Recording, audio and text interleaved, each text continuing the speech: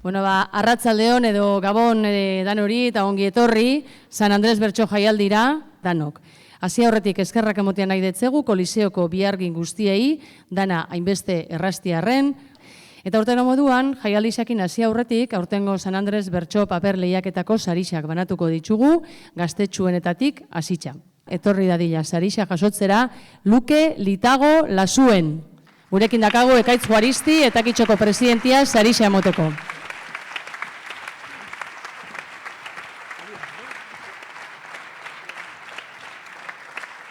Zer modu solentzero, nora dut izena, espero ekartzea, esandako dena. Alergika bihurtu, lekei gutxienez, eta oraingoan bai, txakur bat mesedez. Eta 16 urtetik berakuen mailan, bigarren sariduna da Peru Gorosabel.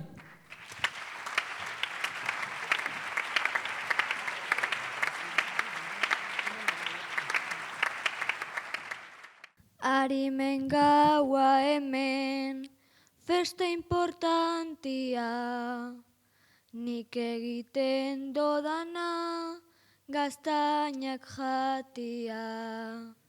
Sorgin ez da vampiroz, doa jende guztia, nikoko mozorroa, nahiago jantztia.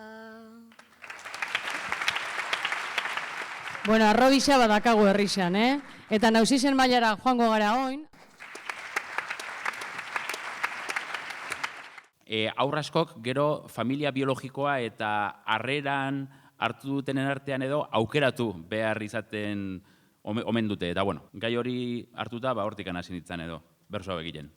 Norekin geldi nintekenaren epaiarekin uztartuz, zipriztindurik maitasun tantaz edo sentipen olatuz, datorkidana nik erabakiz ez nuke nahi nahastu patuz, denborak esan dezala baina denbora ni kontrolatuz, denbora ni kontrolatuz.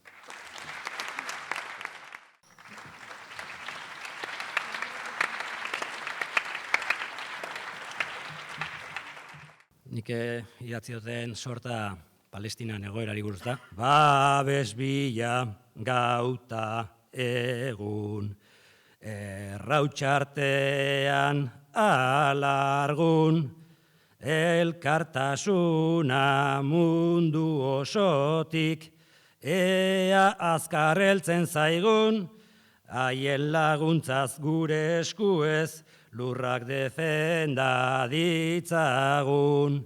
Haien laguntzaz gure eskuez, lurrak defenda ditzagun.